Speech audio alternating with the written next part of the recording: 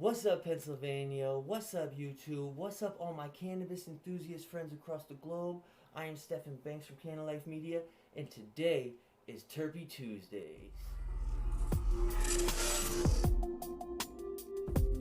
Welcome to CannaLyfe. Elevate everything.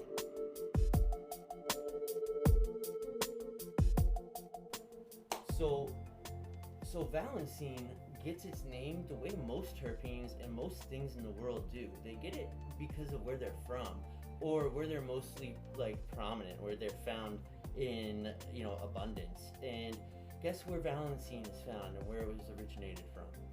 You guessed it, Valencia oranges. So Valencene, it can be found in oranges and grapefruits and cannabis, and it can even be used to treat fungus. And they use it to keep mosquitoes away. Maybe it's found in that citronella stuff. If any of you guys have any ideas what it could possibly be in besides some of the things that I mentioned here, why don't you go ahead and put it in the comments below, right down there, and let us know what you think, alright? It's always great to hear from you guys, and I am always willing to learn something new. And sometimes I get things wrong, and I hope you guys would correct me because I don't want bad information.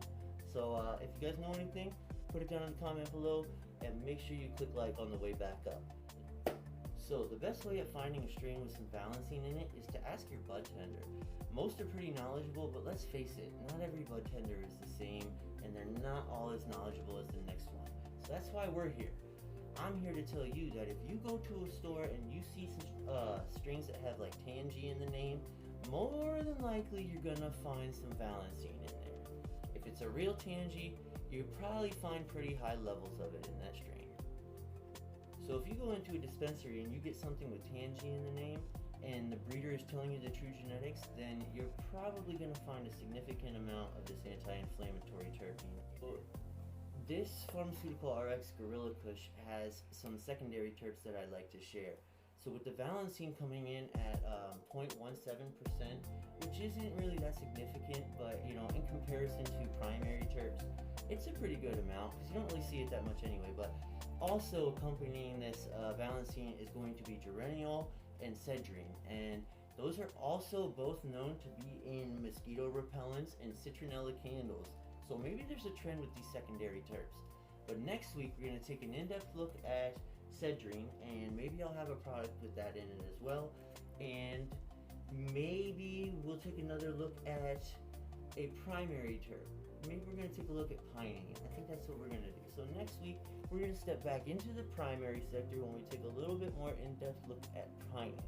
And we plan to dive deep and explore a few strains that contain this super terp. And that's it, man. This has been Stephen Banks of CannaLyfe Media.